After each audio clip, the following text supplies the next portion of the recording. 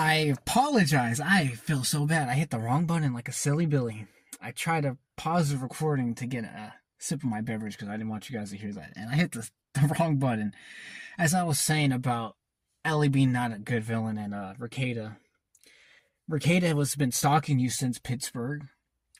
And because you've, at that point, have murdered a bunch of his men. You left a trail of bodies from Pittsburgh all the way, I would say, and maybe you're in like Wyoming.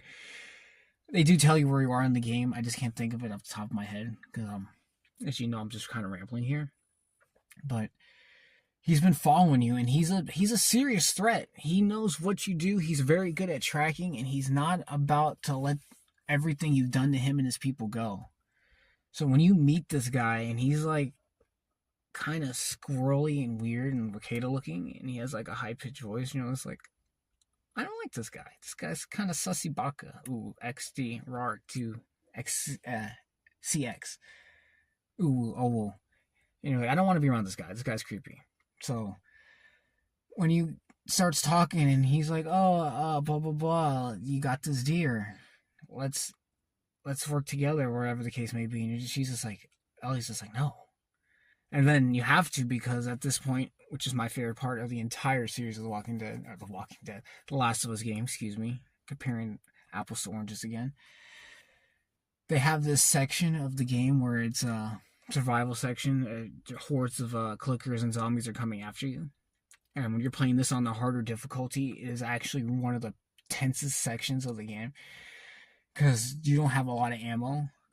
Granted, your knife is unbreakable, but it doesn't put you in a position to make you feel comfortable because there's just so many of these goddamn zombies coming at you, and you don't have but 4 or 5 bullets of rifle ammo and like 2 or 3 pistol, or you have a revolver shot, so you're just like, you have to make your bullets count. And in that section, it's fun, and you're like, wow. Regardless of how your situation may be, just like Joel, they will take the time to team up. They will turn down their options and say, hey, I'm in a pickle. I need help.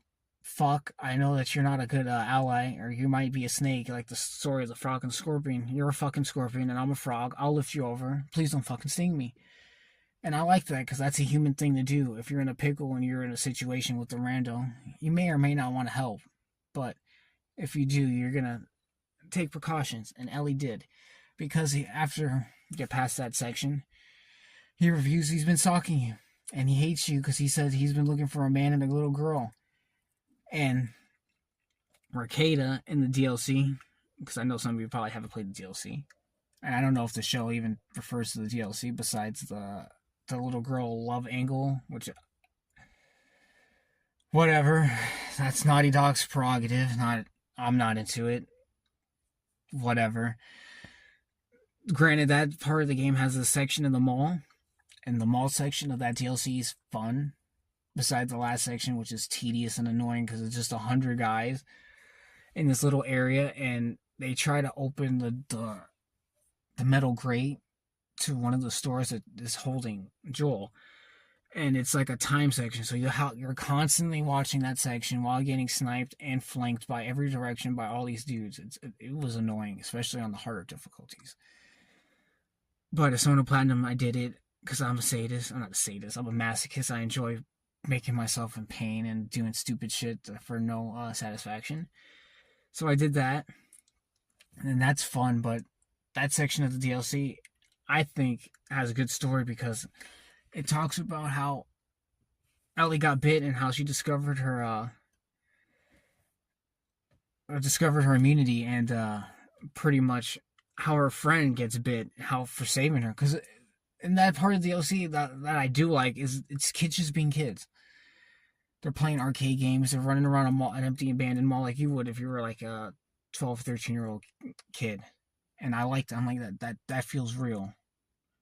Minus all the love angles and all the other stuff. So I will give the DLC that. It has a good story. But with tying back to the Ricada stuff with that mall section, those are the people that are after you, is Ricada's people. They've been stalking you too, and those are the ones that want to get after you. So he's mad that even at that mall, he can't. He's been trying to get you, and he can't. So as they once said, if you want something done right, you have to do it yourself. So lo and behold, Rekieta does it, and he assaults, he smacks around Ellie, and he holds her captive. And he says either A, be kind of like my girlfriend, wife, child thing, which is fucking sick, but it adds to his creepiness and just vileness as a character. So you're not supposed to like the Rekieta David character, or be eaten because they're cannibals. So it's either A, you're eaten, or B, be with me. And Ellie escapes because she's a badass, even as a little kid, like Clementine from The Walking Dead. She escapes and they get into a fight, an altercation where ultimately Joel tries to save Ellie, but he's just a little too late. But tying into that with the violeness, the violent and the tenaciousness and the ruthlessness of Joel's nature, he interrogates people and he takes off their kneecaps essentially to get the information, and he beats one of them to death after he receives said information of the location. So again, Joel is not perfect. Neither is David. But David is the worser of two evils because he's willing to do things most people would not be willing to do. And that's a thing I like in zombie media, in my honest opinion, is the idea of humanity. Will you lose your humanity if you're in this situation? That's why I think The Walking Dead and The Last of Us, especially the Telltale series, do very well. Is this question of humanity. The Last of Us 2 did not have that question of humanity. It had the question of, will you or will you not be bored as fuck and depressed by watching people that you like get beat to death with a golf club for no reason? Because he did bad in the other game, and because that's what they think the second game needed. It didn't. It really didn't. Like that, the Rekieta character, David getting bashed to death with the machete, earned, because he's creepy, weird, and he was gonna do things to Ellie that she didn't need to go through, and it traumatizes her, especially in the game, because at the end, the last section when you're in, I want to say Utah, or the Firefly base, she's just apathetic. She doesn't even acknowledge Joel, really. She's so traumatized by the situation, and it works. I don't know how it worked in the show, because that actress looks so whiny, so maybe it did. I doubt it, because I didn't really see, again, Season 1, because Season 1 is perfect as a video game. Season 2 is where I peek in every once in a while. I'm like, okay, I gotta see what this is. And with the Rekieta character, they don't have that. Isaac is the kind of the bad, I guess you can say. He's I want to say he's the wolves, but that's The Walking Dead. Oh, I want to say I have it written down. Let me check my notes because I do have it. 2 seconds. I humbly apologize. I'll check my notes. He's a part of the wolves. Holy shit. Oh my god, so they just literally stole the name from The Walking Dead, the Wolves, because the Wolves is Negan's group, and the Whisperers is probably the best arc in The Walking Dead, so they just stole the Wolves' name. So Isaac is part of the Wolves. He's a shitty villain. Spoiler, he gets shot. He's boring. Who gives a shit? He's useless. His whole arc with them, it's just useless fodder. It's just, I guess, to give Abby something to seem like she's not useless. Dumb. The Scars, I kind of like. They're like cult people. They whisper. They do bird calls. They stealth. They have big brooding Asian, not big brooding Asian women. No, they have big brooding white German women with hammers or whatever. All right. I like them. They're all right. It could be worse because they could be like, for example, it could just be just generic fodder. But the fact that they have like this bird calling and they kind of blend in, I kind of like that. They're kind of like the Whisperers, really, from The Walking Dead as well. And since I'm on the topic of The Walking Dead, I would like to go into that then. The Walking Dead is probably one of the better zombie mediums. I recommend it for anyone who likes zombies. Not so much the show, because the show I can save for another day, because I hate The Walking Dead show and a lot of the decisions and ideas and the characters, the actings, the locations. I hate a lot of that shit. I can tell you, for example, there's 2 things that happened in that show specifically where I was like, I watched this shit. This is like 9 hours of my fucking life I watched, and nothing happened out of this. It might as well not happen, and that's one of the worst things you can have in any kind of series or show, comic, book, anything. Imagination, poem, art. Is to just be fucking bored and feel like, wow, you just did all this explaining and character development, and it just didn't build anything. It just felt like a goddamn waste of time. That's why I hate the Walking Dead show. It's probably, I would say, the Last of Us is going to take that reign by most normies, because most normies like The Walking Dead. The Walking Dead disappointed me a lot. So I'm going to have a different standard for that. But with The Walking Dead and The Last of Us, there is a lot of similarities. Like I said, with the Scars being like the Whisperers, the Wolves being like the Wolves. The Fireflies are unique. I like the Fireflies. And that I'll get into that near the end, because that's near the end of The Last of Us Season 2. And that'll be my final thoughts on everything. But there is a lot of similarities, as I was saying. One of which I touched upon is Clementine and Ellie. They have a lot of similarities between characters, both being abandoned children, essentially, because of said zombie apocalypse, being transported and protected for A. Lee, trying to help her find her parents in Louisiana, if I'm not mistaken. I think it was Louisiana. And B. Ellie being transported to, if I'm not mistaken, Utah to get the vaccine, or her to be the basis for a vaccine. There's one similarity. I will compare Season 2 of The Walking Dead Telltale series to a lot of the Season 1 or series, the first game of The Last of Us, because Season 2, Clementine, she goes through a lot of violent things just like Ellie. Apologies for the pause in the recording. I gotta have a sip of my water and this energy drink to keep me amped up for this. So apologies if there was a little delay there, but as I was saying, the similarities with the Season 2 of the Telltale game with Clementine is she's going through this violent section of the series, because, spoiler, in Season 2 of The Walking Dead, Clementine's alone for the majority of it. She sees few people she loved die. She ends up alone at the end of it, just like Ellie in the end of the second game of The Last of Us. And you can either A, forgive, or B, just disappear, but there's only one canon ending, so the canon ending is you stay with Kenny. And actually no, excuse me, take that back. The canon ending is actually going to that New Frontier place, and they take the baby. So that is the canon ending. You don't stay with Kenny, excuse me. So she doesn't forgive. Clem has to just do what she has to do for the sake of a baby, which is Alvin Jr., which comes from a character named Carver, who's a lot like the Rekieta character, but done not as well. The Rekieta character, I'll give Naughty Dog way better. Carver is just kind of a creep, and he's threatening and intimidating, but he's not really at the level of where he's stalking people for miles and miles, and he has a vendetta to eat people. Carver's just kind of violent. He's needlessly violent. He's a lot like how the governor was on the Walking Dead show. He's violent, but he's just kind of there. Like, I like Carver. I think he's a bad guy.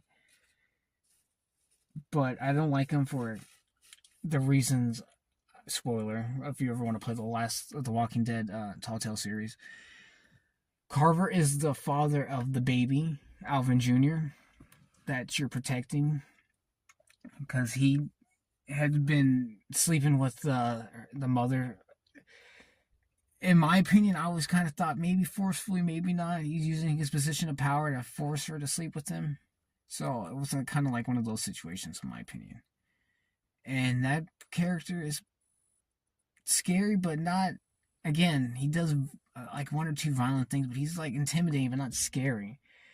The David character, the Rekieta character, again, I've been saying a lot. He is intimidating. He is scary. He was done right. That's the way you do a villain. Whereas, again, Isaac, worthless. Scars, they're just there, though. You don't really have to have them. You can just get rid of them. Abby, not a good villain, again, because you don't want to sympathize with your villain, especially when her whole story is revenge. And if she really wanted to kill Abby, she would have just killed Abby there and just ended the game for us and moved in. We would have just moved on, and we wouldn't happen to have the season 3 of The Walking Dead or the Last of Us. Oh my goodness, I keep comparing the two, but you see what I'm saying? There are a lot to be compared to. This is what I'm saying. And since I've been rambling, let me take a look at my notes. If there's anything I'm missing. I talked about the Tommy, not the good villain. How it's not a good story. The Rat King. Okay, that's something I can talk about for another 10-15 minutes. The Rat King. Spoiler to those, because you probably might want to watch the show. The Rat King is something in the game that I think is probably the second best thing in the entire game. I have to think about the first thing because I don't like a lot about The Last of Us 2. Probably the first thing I would say is the gameplay. Let me take that back. The gameplay of The Last of Us 2, again, muy bien. Chef's kiss. Bravo, Vince Gilligan. Bravo, clap, clap, clap, clap. The second thing is the Rat King. The Rat King is the test ground subjects of all of the clickers, essentially, because the Rat King is a real thing where rats' tails get all congested and tied up together, so they're like one big unity. Shout out Esther. They keep all these rats together, so they're all tied. They're like trapped together, and it's miserable. What it seems like. And the Rat King in the game is all the clickers and fungus and spores and a bloater all contaminated in one, and it's a horrifying experience. And that's Abby's boss fight, not Ellie's. And they were super duper smart to give that to Abby because Abby does not have a lot of fun gameplay segments. And that is one of the best things of Abby's section.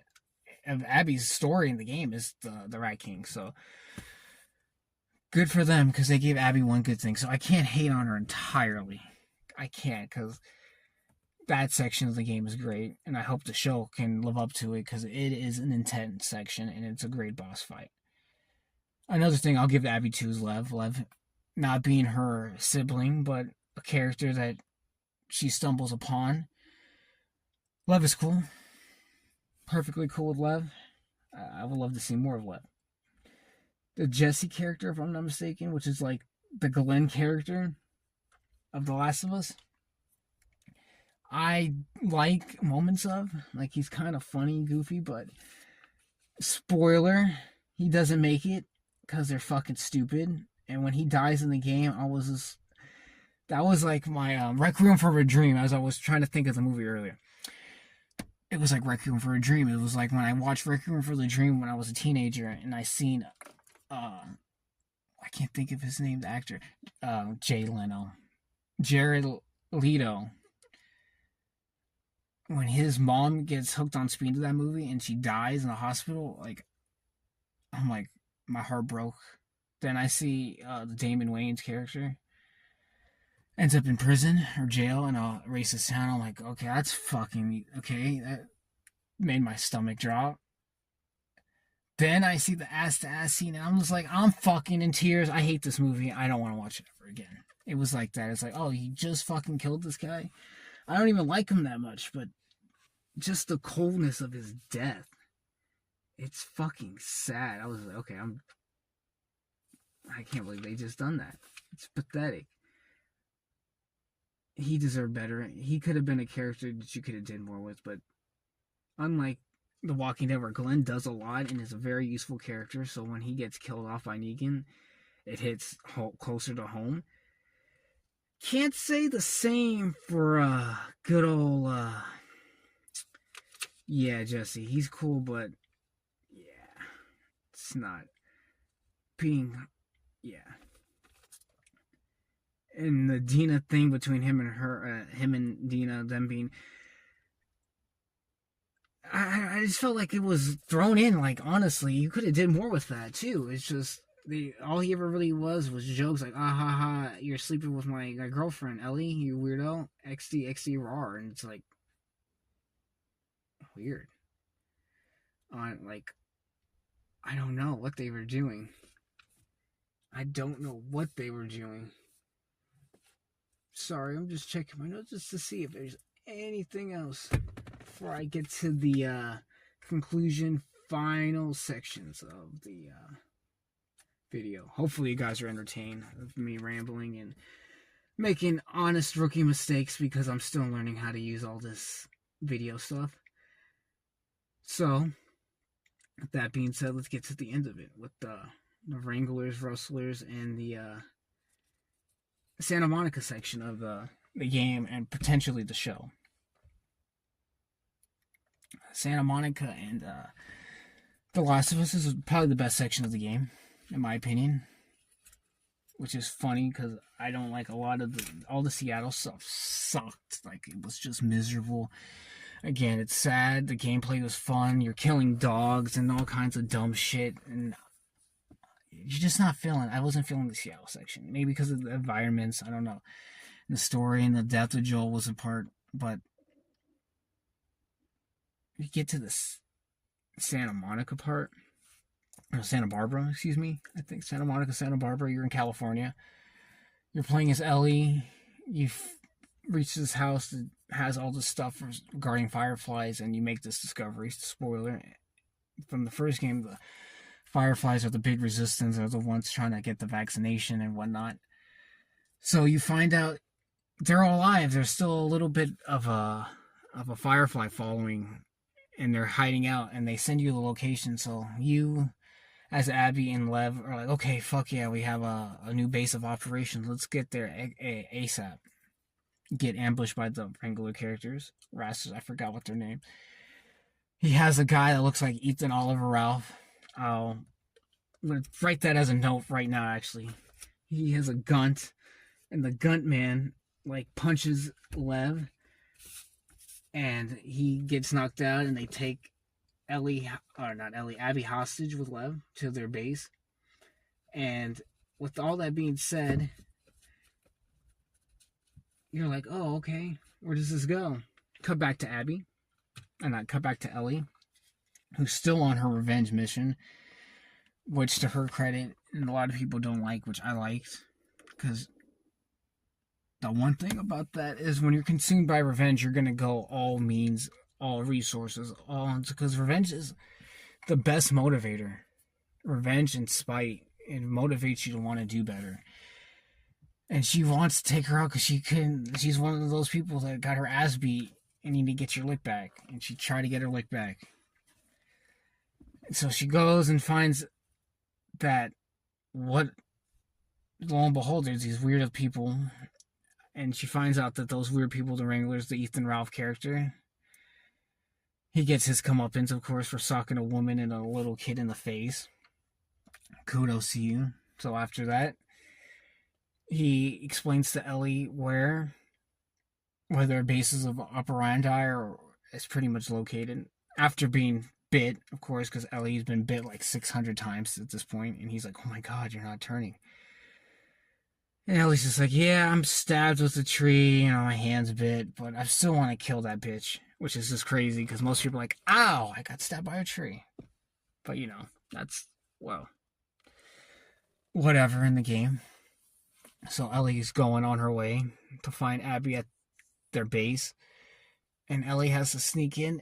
And what I like about these characters, the Mad Max people, I'll call them, the Gunnelers. That's what I'll call them, the Gunnelers.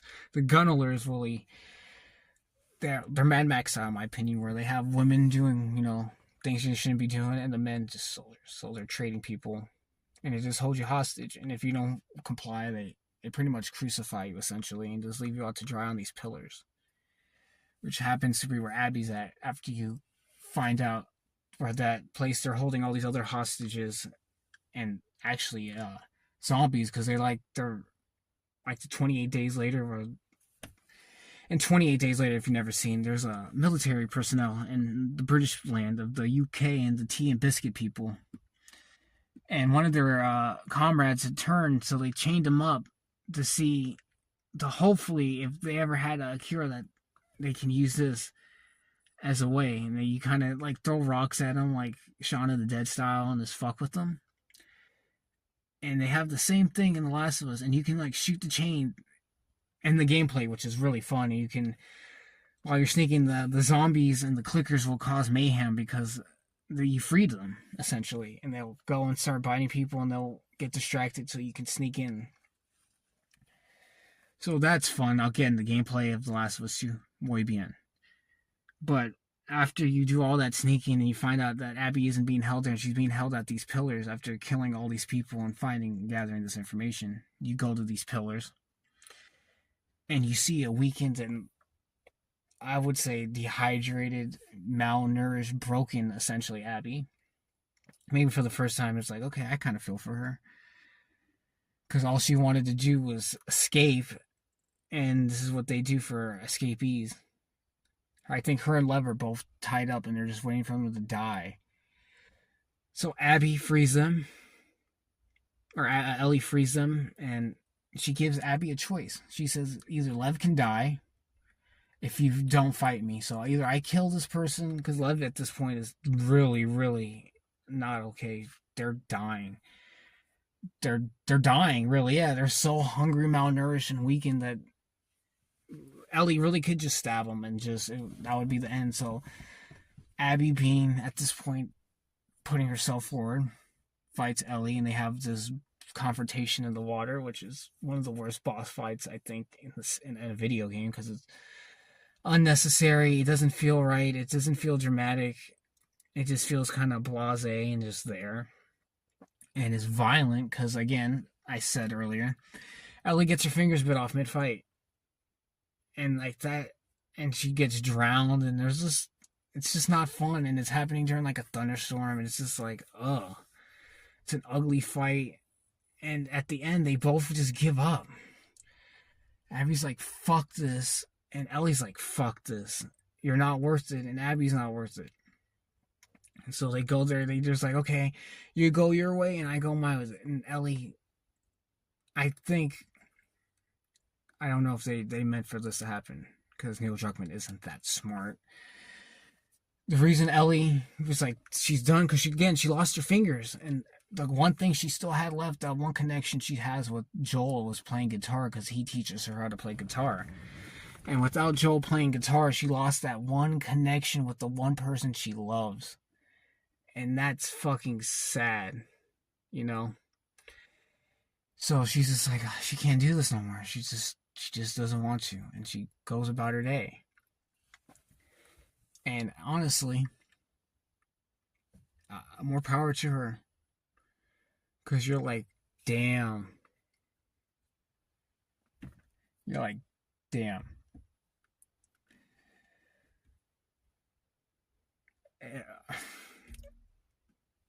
So, let me put in conclusion here. Sorry, I'm lost for words.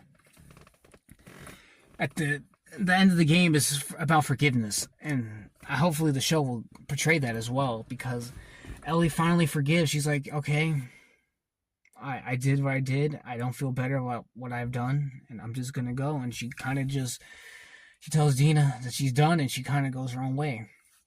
Whereas Abby goes and finds the fireflies. Excuse me, I had another pause, had another sip of my beverage. I didn't want to interrupt the recording. I did pause. So, at the end, Ellie forgives. She's like a better person. She's going to go into hiding, it seems like. And the end of the game is Abby. She's like, okay. She finally finds the base of the fireflies, and that's where the end of Abby goes. And at the end of Abby, it feels like the third game would be is fireflies are going to tell Abby, thank God you didn't kill fucking Ellie. Can you kill Ellie or bring her back, her body or whatever, because we need her in order to create a vaccine. And Abby's going to be the main character, and you're going to have to go find Ellie and do God knows what to God knows who. That's what I'm assuming that The Last of Us 3 video game would have been. And I wouldn't have liked that. And with the show, hopefully, like I said earlier, hopefully they don't drag it out where the second game is 2 seasons, because that's fucking stupid and it would make people really hate them. And that the third game is the third season would be like the third game, and they actually bring some heat. Because, for example, if I was writing the second game, I would have wrote it about Tommy and Joel. It should have just been them and all the shenanigans and hijinks they got into. And it would have been a simple game. It would have sold well. You didn't have to have a very verbose story because it's a prequel. You could have had it either right before he meets with Ellie. Because we didn't get enough of Tess in the first game. And you could have had more Tess. You could have had more Tommy. You could have had maybe introduced some more characters that could have died. Whatever, just something. Because The Last of Us 2, the game, it's just bleak and depressing, and you could have did way better for what you had with the characters you created. But again, Neil Druckmann didn't create them, so he just spit on them like common street filth, because he didn't give a shit about the characters that someone else created, because they weren't his babies, they weren't his brainchild, they weren't anything that he cares about. As I said already, repeating myself, but you get it. So hopefully season 3, as Last of Us, they actually put in some heat. They do some work. They do some things. They do anything in order to bring me to want to watch this. Because I'm going to watch it, regardless if it's good or not. Because once I heard that there was going to be a season 3, I'm like, there is no third game. I have to see what they're going to do. And whether or not they actually capitalize on the potential of what they have. Because right now, with that episode 5, they're down bad. I don't think they're going to recover. The Walking Dead was like 15 seasons, but they retained the majority of their audience. Not all, they lost probably like maybe a fourth, maybe a little bit close to half of its audience throughout the running, just because of how long it was. But I dropped off The Walking Dead, for example, was when Carl died. Spoiler alert. Because Carl in The Walking Dead comic book, or a graphic novel, whatever, is one of the most integral parts of the Whisperer storyline, and he's becomes one of my favorite characters, and he's just not there. No Carl equals no watch, because that was, I understand the actor wanted to go to school and be a normal kid. I appreciate it, but bro, you're the most fucking important character. Holy shit, you're needed. It's like having Dragon Ball Z and they're like, next time on Dragon Ball Z, Goku is going to the Chinese restaurant. He can't be seen at the Cell games. Can Krillin come in and end it all, or will Gohan have to turn Super Saiyan 3 next time? It's like, no, Goku's going to be at the fucking Cell games. Sorry. I understand you. Sometimes fame is unfortunate, but you're important. You're needed, dude. A lot of people would have killed for that. Not to say that it's like a thing to kill for, but to have the opportunity to be one of the more focal points of a storyline and one of the most important arcs of a series, it can mean a lot for you. But to his credit and to his power and to his strength and to his charisma and to his whatever the case may be, he did it, and more power to him. I'm happy for him. As Mazel Tov, live the best life, King. Because I can't hate, because I've never been on a television show, and I don't know the stress of being in production or hiring costumes and hiring producers, hiring. I was going to do the whole Ankara thing about the history of Power Rangers. Maybe another time. But, I don't understand the stresses of that, because I've never done that, so I can understand why he left. Again, I wanted to have I Needed You, Bro. Because, again, that was my favorite arc, but it happened. And in another timeline, when we have HBO's The Walking Dead, it probably would have worked. But we're in the HBO's The Last of Us timeline, so it happens. It is what it is. But in conclusion, I hope that The Last of Us will actually do something instead of just memeing it up and having people like me and a bunch of poopy heads on the internet make fun of it because they have wasted potential because of something that I like and other people happen to like for whatever reasons. And I hope that you guys enjoyed. It was really fun making this. Hopefully my rookie mistakes weren't as bad and the audio is improved. I tried. I'm trying. Just give me patience, and I promise I will come back with some new improvements. I'm new to this. I've happened to never really make videos like this before because I'm shy, but I'm here, I'm doing it, and I think I can do this. So stay tuned for more episodes of Mooing with Mőodas and all the other things I have, and stay tuned for some streams. So have a nice day. Hope you all enjoyed.